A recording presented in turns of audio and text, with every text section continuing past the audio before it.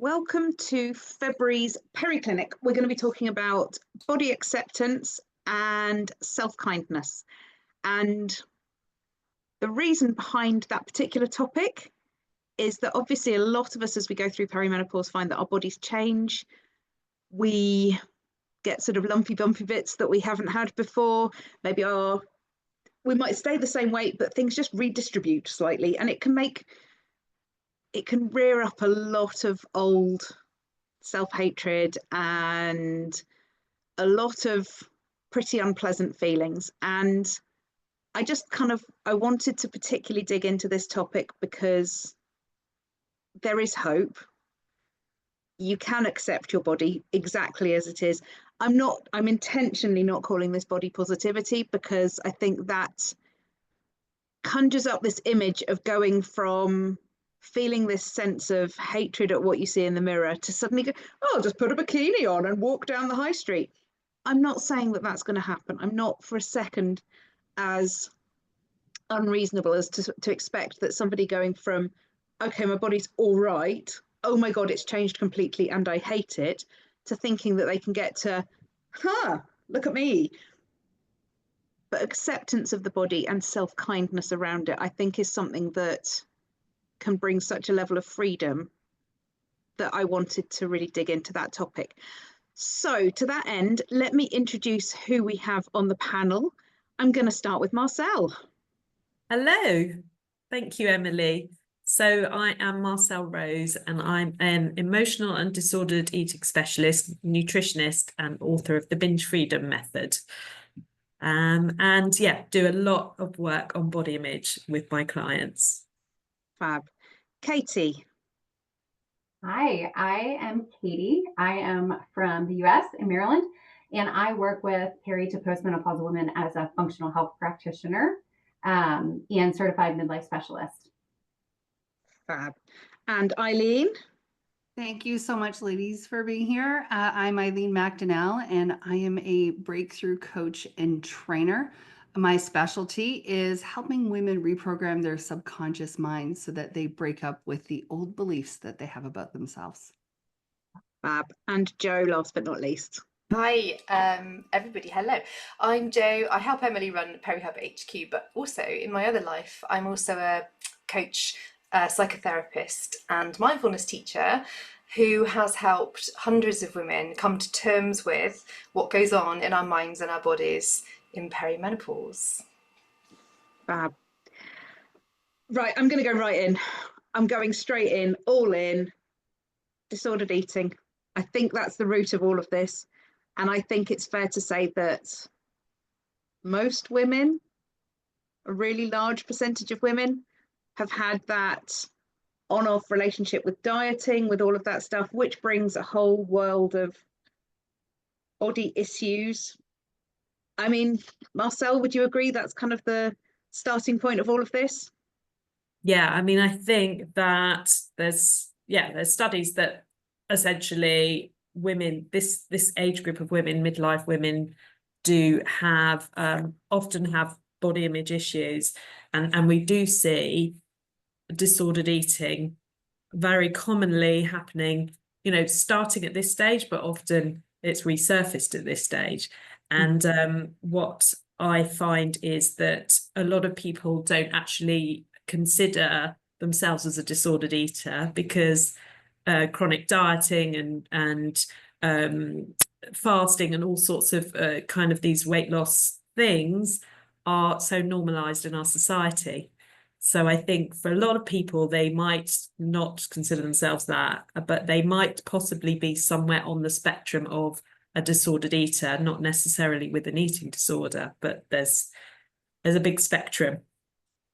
I heard a stat a while ago that by the age of early 40s or something, a woman has started 60 diets on average. It's quite unbelievable, isn't it? That blew my mind. Yeah, there's a lot. And all really because we've never been encouraged to just accept our bodies as they are. No. Which is heartbreaking. I think it's just getting harder, isn't it? Because I think now, certainly what I'm noticing is now with the whole conversation around weight loss drugs, that really amplifying this whole messaging. And I feel like we've taken a step back. There was a step towards body acceptance and more in that movement going on. And I feel like now the media have almost taken this huge step backwards because of the obsession over the weight loss drugs. Do you see that, Katie, in the US?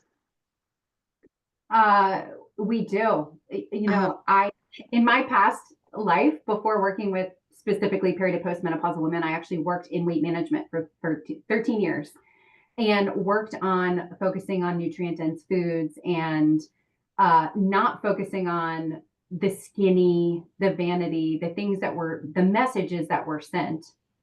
So it's interesting now to watch, especially in the US, how these drugs have taken off. And again, we're just very disconnected from the body. When we can take a shot, and listen, there are reasons to take it. And I'm sure we could have a whole Zoom on just that. But, you know, I do think it disconnects us and makes us once again not have to think about what's going on in our body, right? Like when we can take a medication or a shot or something and it does its thing, then we just continue to perpetuate that cycle that we don't have to address what we feel, what we look like, what we, you know, there's just that disconnection that so many women deal with. We women on average, I think the last statistic I saw was 17 years that we spend on a diet in the course of our lifetime. 17 whole years. That's insane. And I don't remember as a woman ever a moment where I didn't think about food or weight or my body image. So it is, I agree, Marcel, like I feel like we've taken a step backwards and in an effort to try to make things easier for people, we've really just disconnected even further. Yeah, and I guess it doesn't help actually that we are all children of the era when, you know, at the age when we were all fairly impressionable, you had the kind of Kate Moss and all her ilk as the poster girls, and that's not attainable. Yeah. Nor is it healthy. No, it really isn't. No.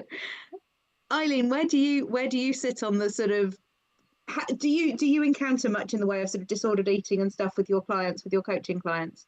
Not so much with disordered eating. They don't come to me for that, but it's the emotional woundedness that is underneath is why they're coming. And so a couple of weeks ago, my daughter had a sleepover and she just turned 12.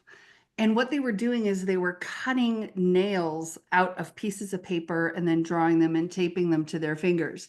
And I was really curious. I stood at the door and I looked at them. I'm like, wow, like those are very expressive. Those are really, cool. Like, do you like your own nails? Or do you like to paint them or what? And just to start a conversation. And I said, it's really funny that people keep getting the memos that our nails aren't okay, our eyelashes aren't okay, and we have to alter our bodies in order to belong, and there's nothing wrong with doing any of that, with getting our hair done, getting our nails done, but it's the motivation. Yeah. It's the underlying motivation of why we make those decisions. So the emotional woundedness that I'm talking about is growing up where it could just be one look that somebody gives you. And then all of a sudden, boom, that's the program that runs in your mind. That's what terrifying. goes on repeat. Right. It's just one comment. Somebody that I knew years ago, her dad called her a pig. And she ended up with an eating disorder, a very serious eating disorder. She traveled with a scale when they would travel as a family, as a child.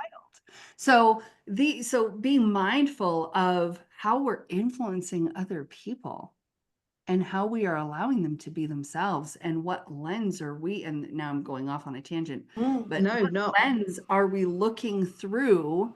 We're looking through our own dirty lens and we're projecting it onto them. And what are they holding on to? What becomes their inner voice, which turns into all of this disordered eating, self-shaming, and yeah. That lens, that's a really interesting one, and it's not an angle I thought we might necessarily come at this on, but that is such an interesting one. This notion that, and I see this in the media over here a lot, and Marcel, I'm sure you do as well, this notion that if you're above whatever magic size clothes, you're somehow lazy, greedy.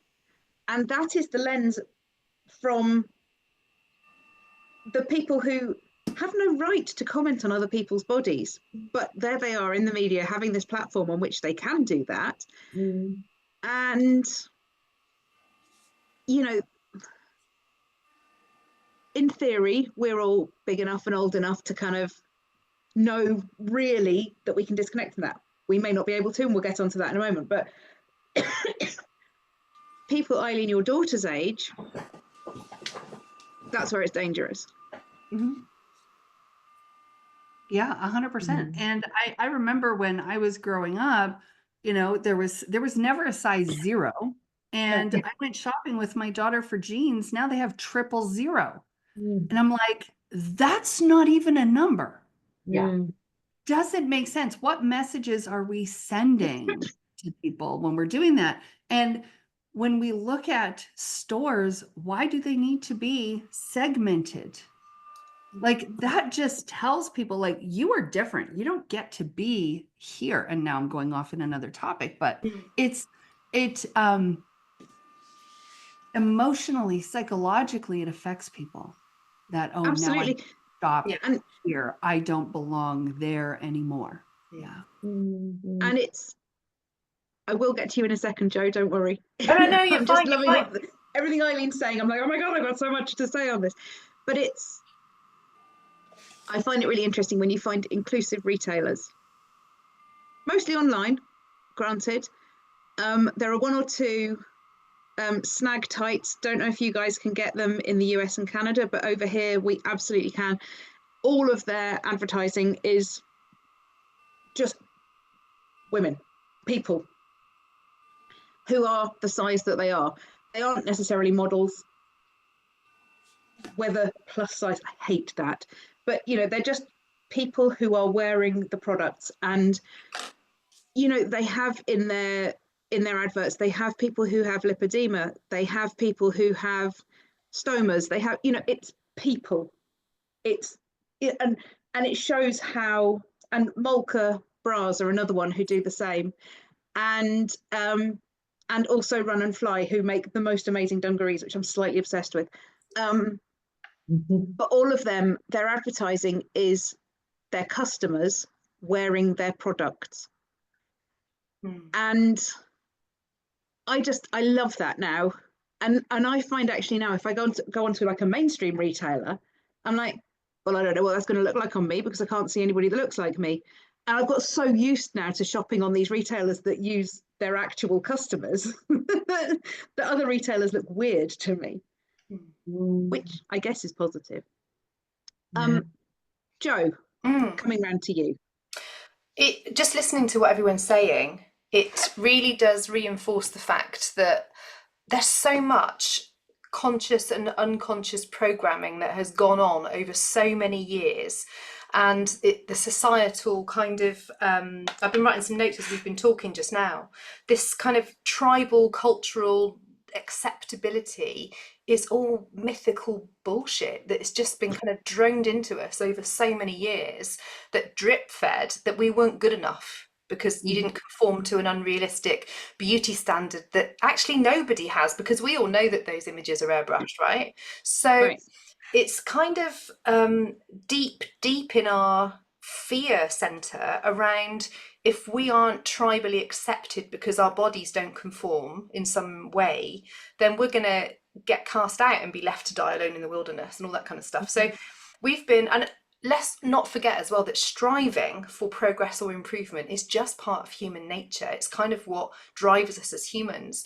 And I just think we need to maybe reevaluate that conscious, make the unconscious processing really conscious, bring it to the forefront, and actually look at what are we actually striving for? Can we change what it is that we're actually striving for so that we refocus on something else instead? So this whole goal of body positivity, I have a real problem with. As you said earlier, it's unrealistic. Because we're humans and we're also our own worst critics. And so I feel, and we're probably going to come to this, so I don't want to jump the gun, but I feel like we kind of need to be aiming for body neutrality as a start point and then work it from there.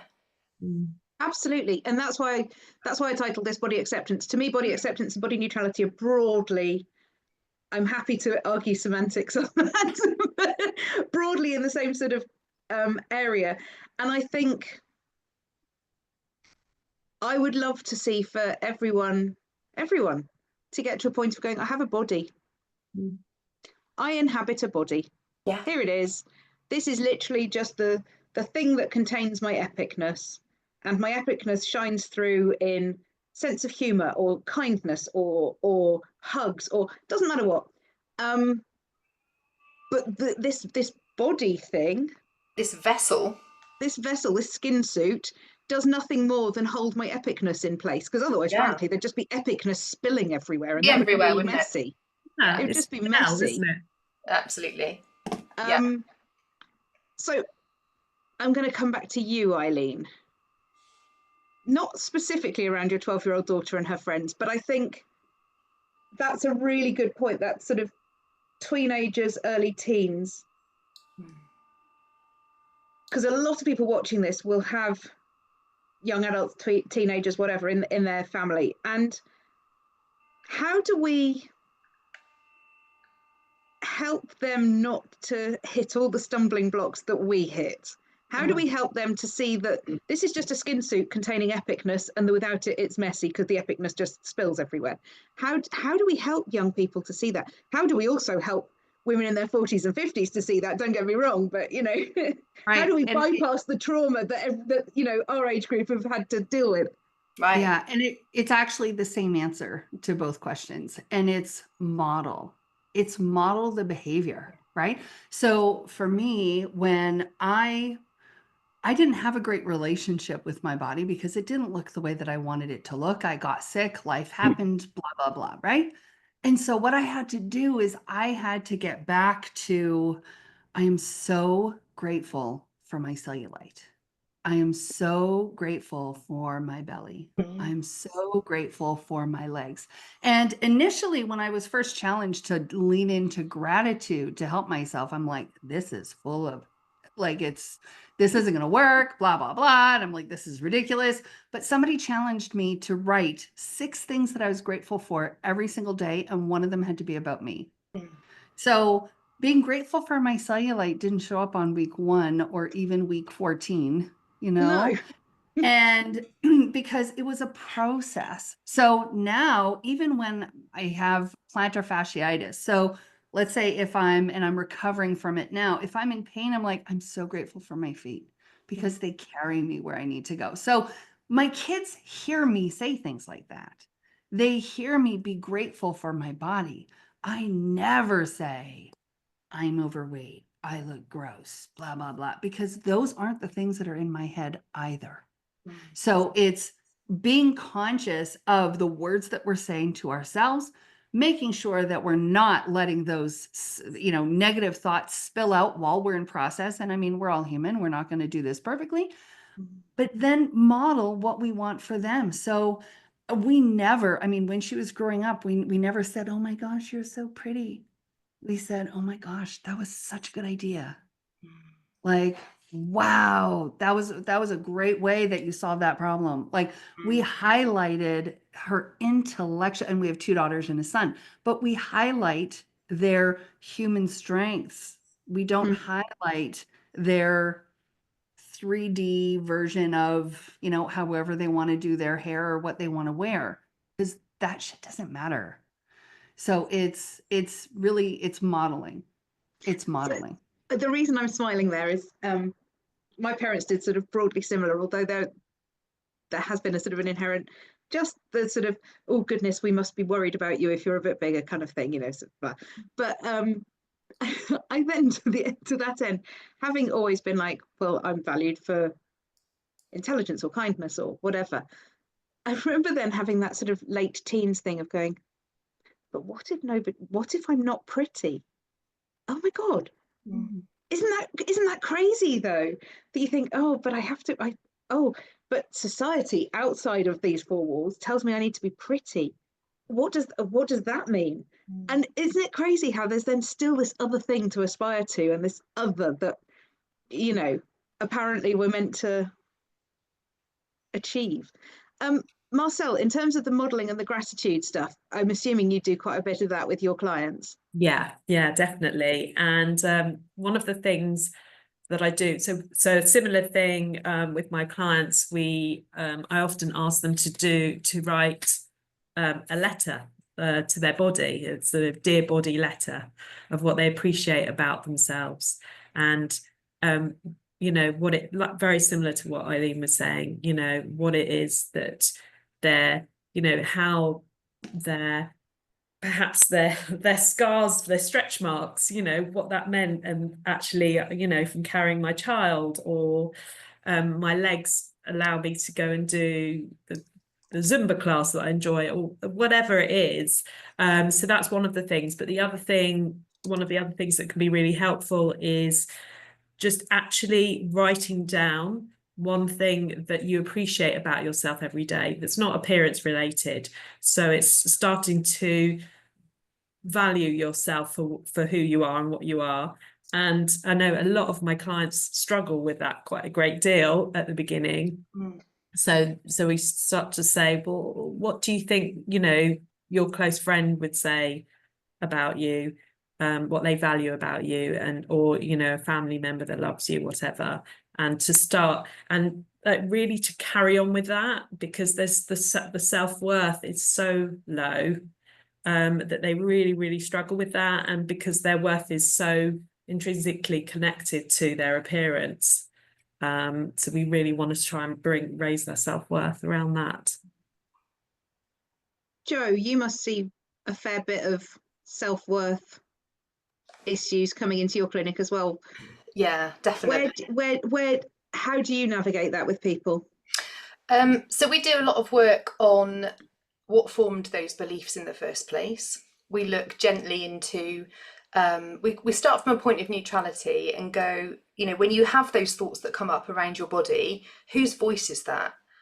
Where's that coming from? And we do some timeline work on this as well to collapse some of the emotional attachment that we have down to these feelings.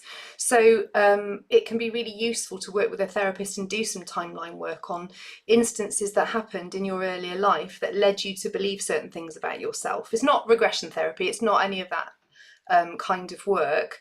I nearly said nonsense then and I corrected myself. It's much more about cognitively and emotionally, somatically processing what was going on for you in that time and trying to link back to what have I learned about myself since? What skills and knowledge have I gained along the way that now lead me to believe actually that was a false narrative that was implanted along the way by somebody else that doesn't need to now hold any value for me? What would it be like if I let that go?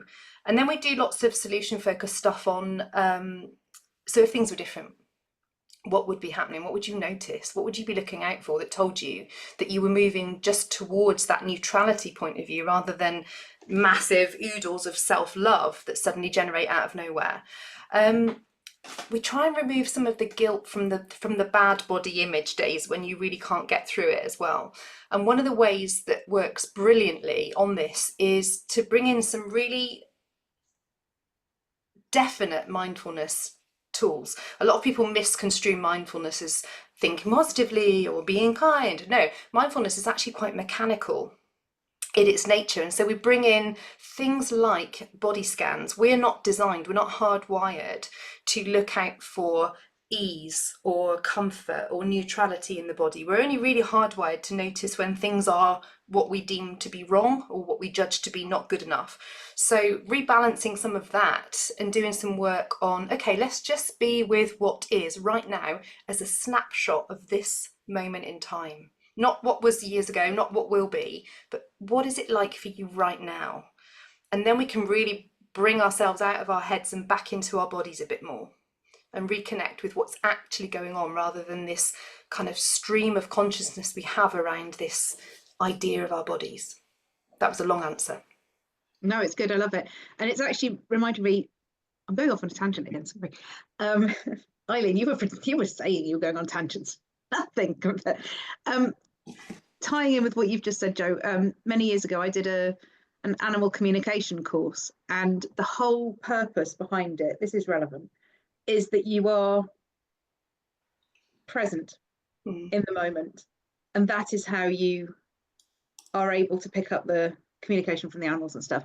Yeah. And you can't be present and hate yourself. True. In the same moment. In that absolute nanosecond, you can't be doing both. You have to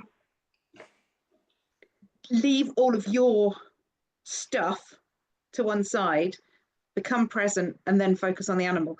And it's something, honestly, anybody who is interested in animals and stuff, and I make sure that everybody in my world does like animals, because I don't understand people who don't. It's something that's just might be interesting just to look into a bit, because if you, and for anybody watching this on replay and stuff, if you're finding the concept of mindfulness and stuff difficult, which I completely understand, because it can feel like it's a big, difficult thing, having that different focus of looking into animal communication and everything that entails actually brings a type of mindfulness that I never knew existed, and it is utterly beautiful. Yeah, I agree. And it is stopping that constant autopilot brain. Our autopilot brain is constantly ruminating over everything that we've ever said or done, everything we've ever experienced, and racing ahead as a powerful prediction machine against everything that could be dreadful in the future.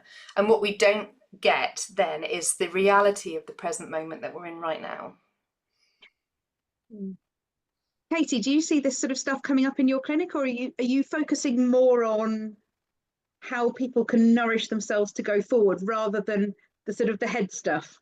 Yeah, that's a great question, because I'm sitting here thinking like, oh my gosh, I need to have you ladies as guests on my end, because I do work with it on a very kind of low level in relation to all the things that you just talked about. If we don't work on our nervous system and we're always stuck in that fight or flight trauma response, that's not my specialty, but I tell women, as we work through protocols together, you can take all the supplements in the world, you can take all the HRT in the world, you can go to the gym and eat 400 calories a day. It doesn't matter what you think you should do for your body. If you don't reset your nervous system, you're not going to see healing. And all of these things that we're talking about are exactly what women need to be doing. And it's the last thing people want to do. I work on diet, exercise, lifestyle supplements. We do functional lab testing. We do all of these things. And still, women will come back to me like, nothing's working. And I'm like, yeah, when was the last time you sat down and had 10 minutes to yourself to work on something, to reset, relax? And it all goes back to, we're talking about body image, but this can be anything, right? So many things impact our body image, and those things we don't deal with in life at all, right? Like, we want to push them outside. We don't want to think about them. That in and of itself is a survival mechanism that we have learned since childhood, probably. And the more we stay disconnected with the body, the longer it's going to be before we're going to see any type of healing. So even from, my standpoint in working with women on physical healing and getting in control of their hormones, if we don't do any central nervous system work, it's never going to get better. And to top it all off, as you ladies know, midlife is a season of declining estrogen and progesterone, and eventually none. And those hormones help us. Honestly, they even help us with body acceptance, right? Because they help with mood regulation, they help with mental clarity, they help with confidence and feeling good. And so as we lose them, that only just feeds the cycle. It contributes to the problem and makes it even more difficult to say every day, I'm going to sit down and do 10 minutes of meditation, or 10 minutes of tapping, or 10 minutes of just yoga or Pilates or something to reconnect with my body, my mind and my body, and get out of that sympathetic fight or flight trauma response mode that we're stuck in all day long, and get over to rest and digest and chill. 100%. Yeah, and that's why I kind of tagged self-kindness onto body acceptance, because I think the two things are so intrinsically linked. Because as you say, if we're constantly chasing a quick fix, which ties in with what Marcel was saying at the start about the weight loss injections, for example, or we're trying to get all the supplements and all the things, we're still overlooking this. Just be kind to yourself. And I think we've generationally, societally, I'm not sure, we've been so disconnected from our bodies for such a long time. Yeah. That the notion of just taking time for ourselves, of just being, of, you know, doing a body scan and checking how everything feels right now, not just flaring up the bits that are bad kind of thing. And of just, you know, I was speaking to someone a while ago who used to be a hub coach, and she deals with sexual intimacy and that sort of stuff. And she said one of the things that she encourages her clients to do really early on in working is just touch your body, just understand what your body actually feels like, not what it feels like in any way other than, that bit feels smoother than that bit feels rougher. Just what does it feel like? Not anything more complicated than that. And again, you're just learning to accept that it's just a body. Yeah. Absolutely. And there's a huge body of evidence around self-compassion as an actual practice. Again, people think of self-compassion as just being, oh, aren't you lovely, have a biscuit.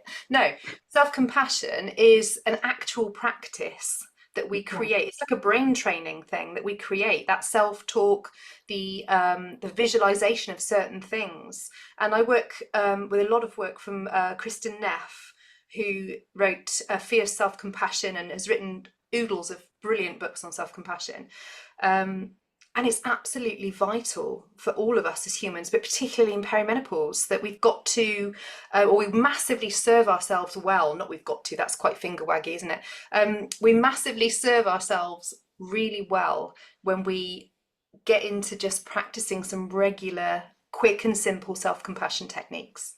One of the ones that I love with my clients, it can cause people a bit of ick to begin with, is a 2-minute practice, and it's called I Love That About You. And you just sit for 2 minutes, and anything that comes up, whatever thought it is, doesn't matter whether it's a thought about the fact that you have left the oven on, or the fact that you forgot to buy dog food, or the fact that you know, you actually are quite good at piano. It doesn't matter. Whatever thought comes up, you meet it with, I love that about you. And it's just a gentle training process to start to recreate that self-narrative around acceptance of the whole self. And I bet that's really hard for people the first time. It is, but do you know what? It's addictive and they get into it. And the number of times they say, can we do that I love you practice? I'm like, yeah, let's do it. But actually, Katie, you mentioned tapping. I remember years ago, the first time I ever did any tapping, I was still fighting the fact I was too big and blah, blah, blah. And somebody was doing this EFT for weight loss thing. So off I went. And I remember, you know, we did all the thing. And then she's like, and I deeply and completely love and accept myself. And I'm like, whoa, I cannot say that. Yeah. And I did not expect that. And that came absolutely clattered me around the chops. And I'm like, sorry, whoa. Yeah. You're like, is there something else I can say there? Exactly. Can I not just say, and I mean, I'm good with that, you know, and it was really uncomfortable, but with the repetition of it, with keeping doing it, I started to see such a huge benefit to it. We need to and I'm sure you see that, Katie, with when you're encouraging people to, when people actually start to incorporate this self-kindness into their world, I'm sure you start to see huge benefits, Katie. Yeah, absolutely. The body can start. It's such a danger response system. And I have to tell you, like, I've struggled with all of this my entire life. I mean, most people have, but it's funny that I ended up in health and functional medicine and all that space, because it's been such a struggle for me. And personally, I've gone through healing journeys where I didn't see any progress, and I'm coaching other people on how to do this, and I'm not seeing the progress myself. And it's because I'm stuck in that cell danger response system. Mhm. So our mind and body are connected. And I don't know if you've read The Body Keeps the Score. Amazing book. Yeah.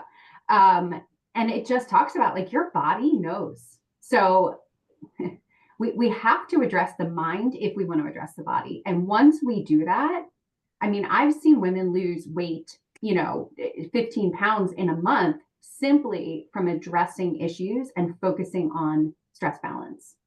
And that's right. Like, to think, I think it's funny, Emily, you mentioned something about doing tapping for weight loss. And I would have just laughed my head off had I heard that even 5 years ago. I'd have been like, that's the stupidest thing I've ever heard. Yeah. But it's true. And it's not just mind over matter either, right? This isn't just like an accolade. Like, we're just going to be like, oh, well, the power of positivity. It's beyond that. It is so much more than that. It is helping your body realize it is no longer in danger, and then on a cellular level, can actually start seeing some healing. Yeah. Marcel, you were about to say something when I was talking about the deeply and completely accepting myself thing.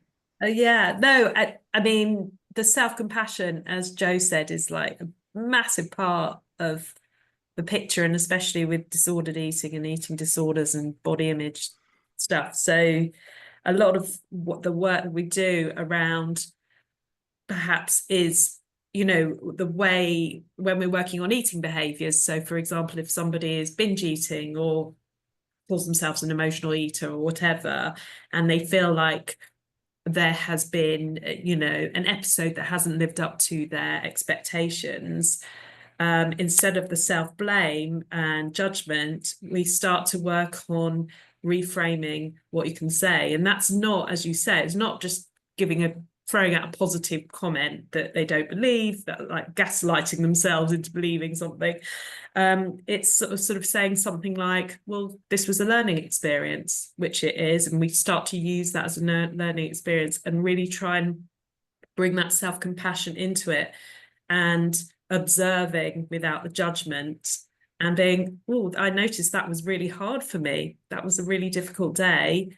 And then try and understand what went on for them that day.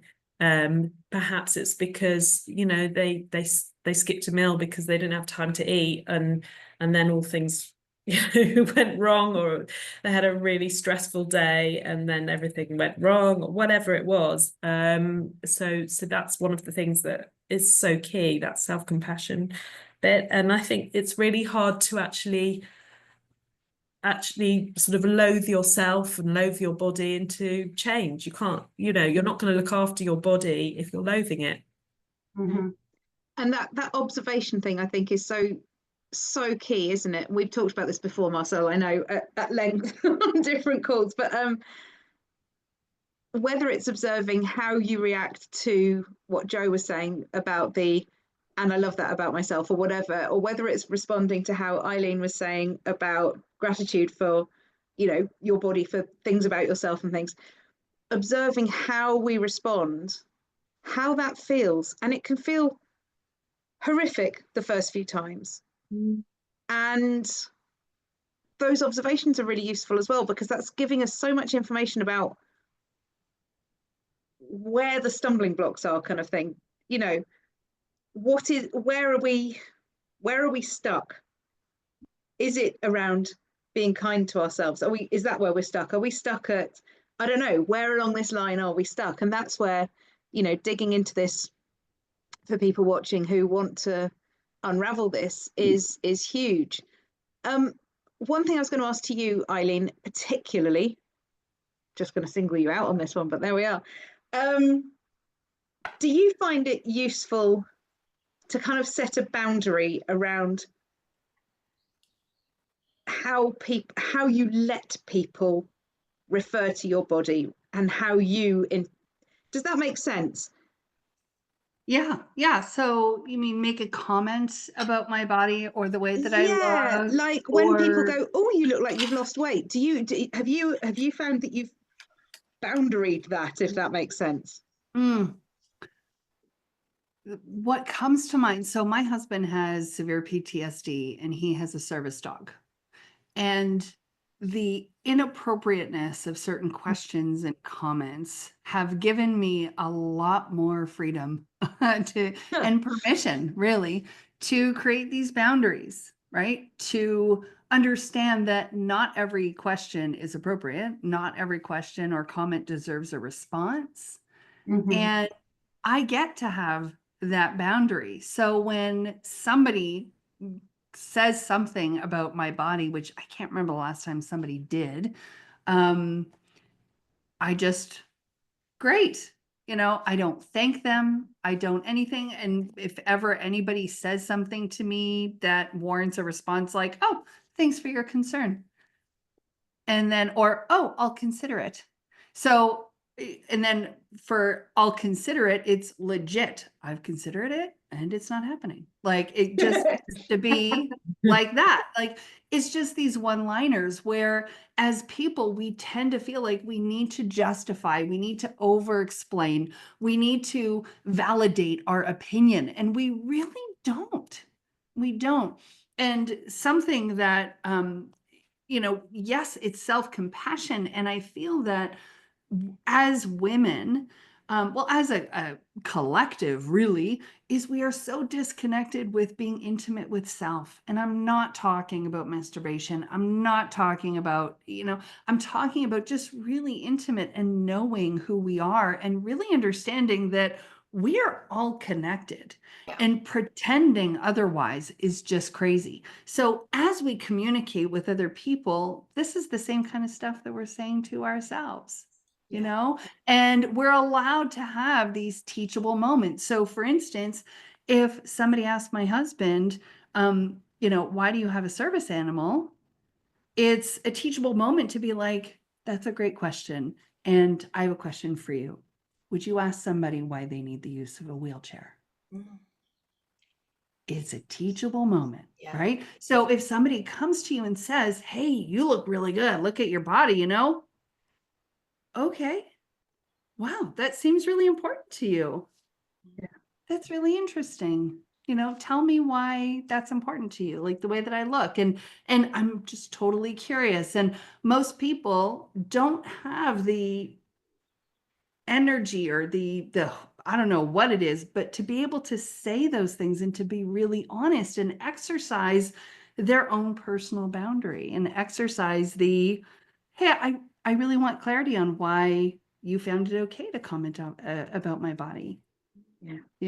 and just open it up as a conversation and normalize being honest. Yeah. Oh, that's a big one. Oh no, Normalize so being true. honest. Whoa. Yeah. Yeah. I mean, As the imagine hot if flash comes. Yeah. so I'm aware of the time and I'm aware we need to kind of wrap this up in a minute. So I'd like it may be one tip, it can be up to 3 tips, please. I know, I'll give you a moment to think. So if somebody watching this back is currently in a place of really not liking how they feel, what they see in the mirror, who they are, just they're fixating on all the changes and all the bad stuff in inverted commas, because none of it's bad, because you are epic as you are. What would be up to 3-ish tips you would give to help people help people get started on the road to accepting their body, warts and all, bumpy bits and all of it? What would be, Joe? I'm going to come to you first because you've been scribbling frantically. I knew you were going to come to me first, and I've been thinking, don't choose me first. Anyway, what would I do? I would say I'd normalise first of all and say you're not alone. No, I don't. I've never met, I rarely meet any women who are happy with their relationship with their bodies, the way their bodies look and feel. And so I think I would completely normalize it to begin with and say, look, let's just start with neutrality. Let's just aim for just ordinariness. And one of my biggest tips is just pinged back into my head, thank you, menopause moment, is to zoom out. We put so much focus on comparison between our bodies and our friends' bodies or other people we see in the world. And I kind of do the exercise of, imagine that you're in a really tall building and you're in a glass elevator and you're going up and up and up and up, and the further up you go, you look back down and you can't see the difference between anybody else's body. It's just a body. And the further up you go, the higher the floor count, you just look at it and go, it's just a body. You know, you can't differentiate. You can barely make out that that's a human. And I think we get so fixated that we just need to zoom out a little bit and give ourselves a break, and then bring in some elements of that self-talk. Start on the self-talk. That's my tips. Fab. Katie, what are your tips? Oh boy, I have a lot, and I'm sure you ladies are gonna make mine look silly. But I would say focusing on paying attention to your body, right? Listening to what your body is trying to tell you. Don't just look at symptoms as the problem. Look at the symptoms as your body's way of trying to tell you something. Tracking that can be helpful even when you're looking at how do you accept your body. I feel like knowledge is power. So sometimes, from my perspective, I feel like education is so important.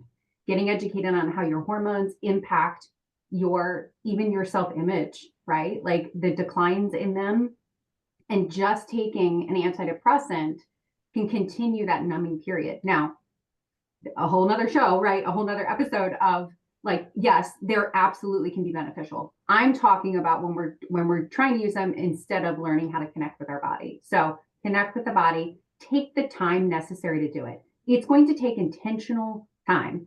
This doesn't happen by chance if you're trying to reconnect, right? Like if you're trying to establish a relationship with a friend, you have to take the time to do it.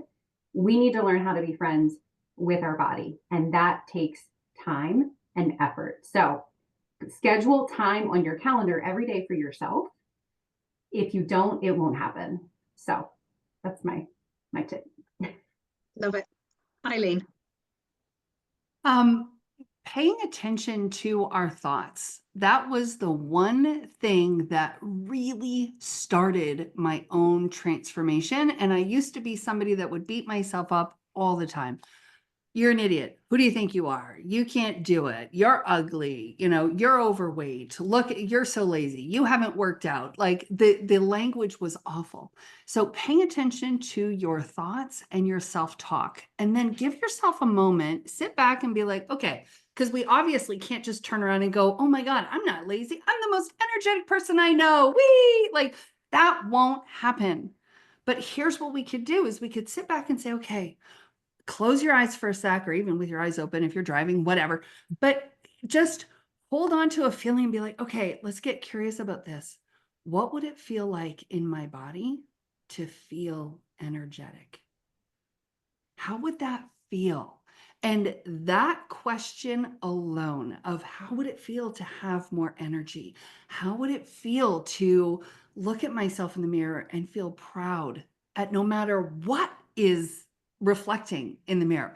What would it feel like for that? And the more that we're curious, and the really important thing here is feeling, the more we're connected to those positive feelings, the more we have those cellular changes that we were talking about. And those are the things that lead to permanent change and open the door for transformation, so we can end that relationship with self-beat up and self-deprecation, and instead open up to self-compassion, self-acceptance, and really fully living as who we are in all of our epicness, like you said. Marcel. Okay. Well, Okay. how do I follow all of that? These very wise ladies. I would say, again, definitely around the thoughts and becoming aware of the thoughts. And how I find it quite helpful is to get people to start to write down those automatic unhelpful thoughts. So notice the same ones that are coming up over and over again, write them down, and then think, okay, what would be more helpful for me to say to myself right now? And write down something that reframes it. And that's not doing a whole positive spin on it. That's just slightly shifting your perception of the situation, especially around body image. Noticing what might have triggered these unhelpful thoughts. So what situation was it in? Was it because you're on the beach in a bikini and you're looking at everybody else around you? Was it because you've looked in the mirror or seen a photo of yourself and you're not happy with it? Notice what's triggered it. Notice the thoughts that are coming from that, and notice how you can reframe that. And I'd say really just start to try and think of your body as your partner through life. I really like that sort of analogy, that it's there, it's going to be with you through life, it's your partner. How do you treat your partner in real life, you know? Or hopefully you'd want to treat like you treat your child or whatever, with kindness. And so start to try and think, okay, if it's a real struggle to find that compassion with your body, it's like, okay, this is my partner through life, I need to be kind to it, and go from there. I love it. I'm just going to add one thing which I scribbled down so that I would remember, because perimenopause. Nobody's actually looking at our bodies most of the time. They're so busy worrying that people are looking at them that they're not actually noticing us. What they do see is when you're smiling, or when you're warm, or when you're, you know, they see the facial expression, but they don't necessarily think, oh, I can tell that under that skirt she's got a load of cellulite. Yeah, imagine that. Let herself go. But that's just not happening. And one thing that I love to do, and I see the benefit it has for helping people to see beyond themselves, if that makes sense. Because self-hatred is a really, really obsessive, selfish thing, isn't it? I mean, not selfish but you're so self-obsessed because you just think, well, everyone must hate me as much as I hate myself. And trying to pull yourself out of that can be really difficult. But I love it when you see somebody wearing a really nice dress, or a nice top, or a nice hair clip, or it doesn't matter what, and you just compliment them, and the reaction to it being something that isn't about their body, it's about a thing they have chosen, the reaction is just beautiful. And when you get used to doing that and you do it more often, you start being better able to see those nice things about yourself. Yeah. Does that make sense? Yeah. That. So yeah, with all of those things combined, I hope that everyone can start to just let their epicness shine through in whatever way works best for you. Whether that is that you get a new pair of glasses that just screams out what your personality really is without the self-hatred, whether it's that you get some earrings, whether it's that you, I don't know, whatever, just something that really makes you feel amazing and helps you just lift your head higher and walk taller. And obviously, I mean, I say it a lot, but everyone is epic. These four wonderful ladies, even more epic than everyone, because they're here and discussing this. And I think that's been really helpful. I hope people will find some really helpful things that we've shared there. So thank you all very much. Thank you, Jo. Thank you, Eileen. Thank you, Marcel. And thank you, Katie. And I will send out your contact details with the replay. Thank you. Thank you so much, ladies.